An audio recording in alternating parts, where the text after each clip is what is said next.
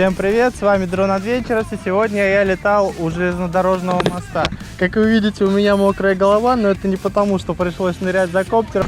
Летал я сегодня на вот этом вот коптере с двумя паками, для того, чтобы не было случайной просадки на маневре. Ветер, повторюсь, был очень сильный, было реально очень тяжело, потому что летишь на мост, порыв ветра, и ты летишь уже в балку, а там любое касание и все, потому что под мостом довольно-таки большая глубина, коряги, коптер достать оттуда не представляется возможным. Но все прошло довольно-таки удачно. Что из этого вышло, вы сейчас увидите.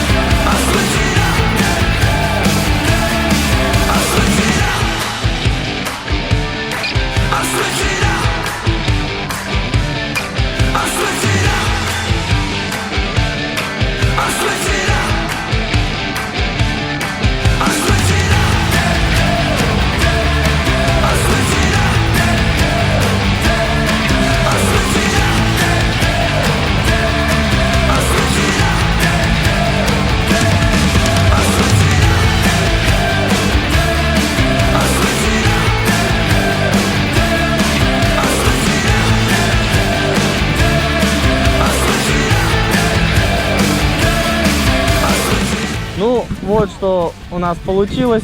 Подписывайтесь на канал, ставьте лайки. Буду рад всем вашим комментариям. Всем пока!